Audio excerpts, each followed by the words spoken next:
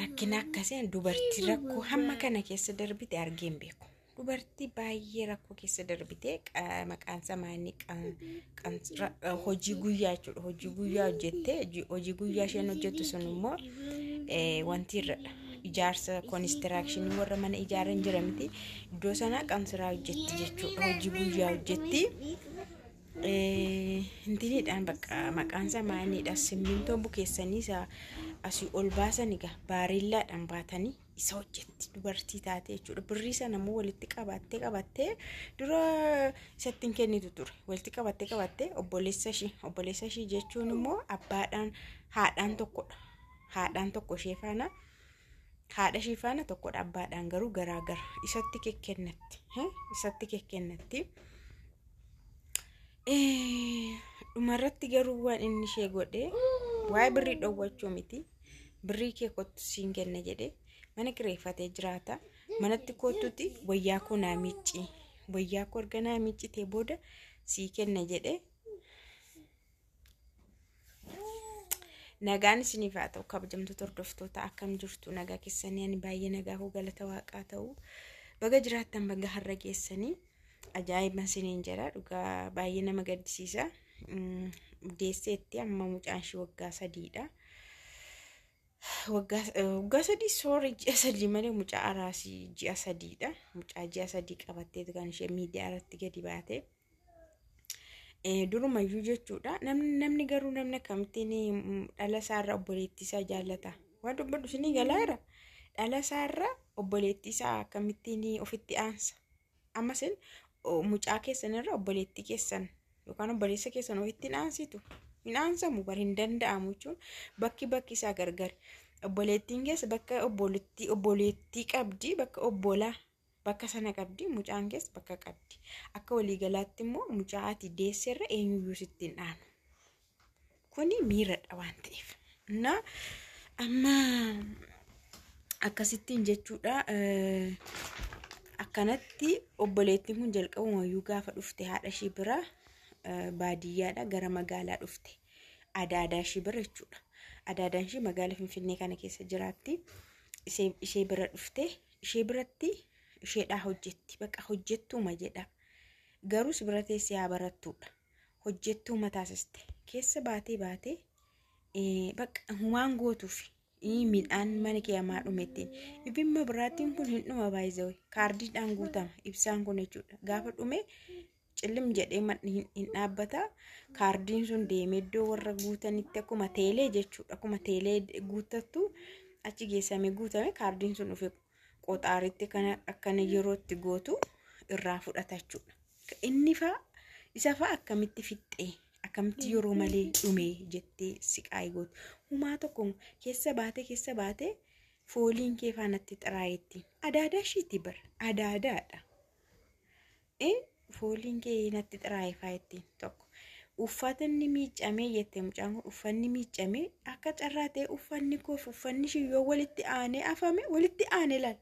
Walitti aanee yoo afame indagana na miiccisiistee dubra na afsiistee. Bakka waan laguun faa yeroo natti dhufu jette. Laguudhumaafillee waan barbaachisu naan bittu jette. Isheen ofii ishii garuu baay'ee qabdi. Kan baay'ee qabdu keessaa jechuudha.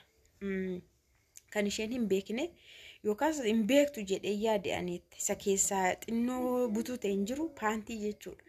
Isaan kan ishii fuudhee uffadha. Achi immoo waan jijjiirradhu immoo hin qabu waan ta'eef isuma miicceen isuma jiidhaa isaa immoo uffadhaa jette. Mucaan kun maaliif fooliin godhatu ture? Dubartiidha miti nuna akkamitti fooliin godhanne mucaan kun? Adaadaadha mooti baay'isawee adaadaadha dubartiidha immoo. Mee wanta dubartiidha barbaachisu mana ishii keessa ijoollee ishii halkan kaatee barii kaatee ciree nyaachistee laaqanamuu fudhatanii deemu. Laaqanamuu hiitee fi abbaa manaadha qobaatti hiitee isheedha immoo qobaatti ciree qopheessiti. Amma mana kana keessa kana hundumaa daassasaa oolti. Isa keessaanii mucaan kun booda gaafa mataa ishii ol ta'u haadha ishiitti himatte. Bilbila kanuma ishiitiin bilbilti bilbila immoo qabdu. dura bilbiltee adaadaan ishii sun obboleettii ishii faana haadha ishee kanaa faana jechuudha. Bilbiltee haasoftee kaateetu haasa'e kunoo itti haasa'uu barbaadde mitiyyuu jetteen. Yeroo itti haasoftu maal taateennan bira teessi bira yeroo teessu akkamitti itti himatti isheen kun jechuudha. Timachuu dadhabdee sodaattee bakka nan dhufaa jetteen. Maal hojjettaa nan dhufaa jetteen. Lakki an obboleettii koo faana walitti nan buusini sababii keetti obboleettii koo faana walloluu yookaas adda ba'uu barbaadu. Laal kanaaf nani mucaa keerra obboleettiin keessatti aantiin jedhe bara. Mucaa ofii ishii dhalte maal rakkattee maaliif sittiin tollee ishii kottu jettee yoo asitti dubbachuu dhiiste kottu bakka jettee ofitti fudhattee hinaasofsiistu intala ishiitti bara. Ishiin kun immoo adaadaadha. Ormatti caalte bara kun. Amma natti xiroofte jettutti illee geessisteetti. Mana kana xireessitee faa jettiin.